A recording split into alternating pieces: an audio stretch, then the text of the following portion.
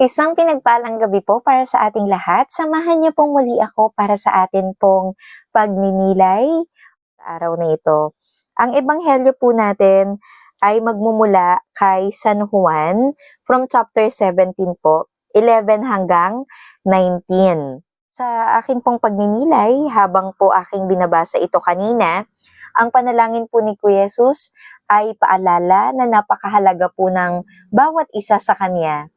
Hindi niya ipinanalangin na alisin tayo agad sa hirap po ng mundo, kundi ang kanyang ipinanalangin ay yung bigyan po tayo ng lakas upang manatiling tapat at saka mabuti. Sa araw-araw na buhay po, napakaraming bagay yung maaaring maglayo sa atin sa Panginoon. Na andyan yung galit, na andyan yung inggit, nandyan po yung kasinungalingan, nandyan yung kawalan ng pag-asa pang araw-araw.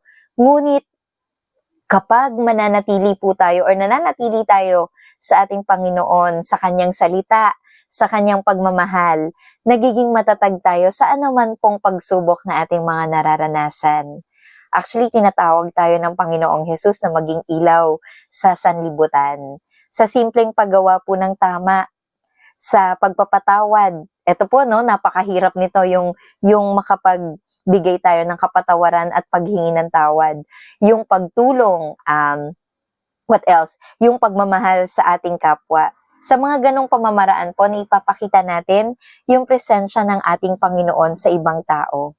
Kaya maganda na tignan po nating hamon dito, no, mula sa ating ebanghelyo, yung magandang katanungan, yung paano ko ipinananatili ang akin pong pananampalataya sa gitna ng problema at sa gitna ng tukso sa aking buhay.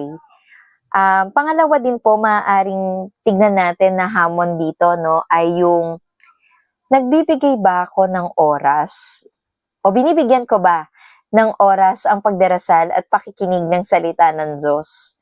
Maaari din po na kaya ko bang manindigan sa tama kahit na ito'y salungat sa nakasanayan ng napakarami.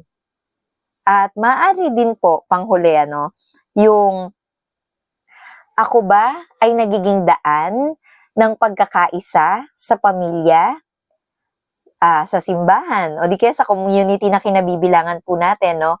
O di kaya ako bilang isang guro, sa aking paaralan, nagiging daan ba ako ng pagkakaisa? So, yun po yung mga maaaring pagnilayan po natin ng mga katanungan para sa ating ebanghelyo. Samahan niyo po ako ngayon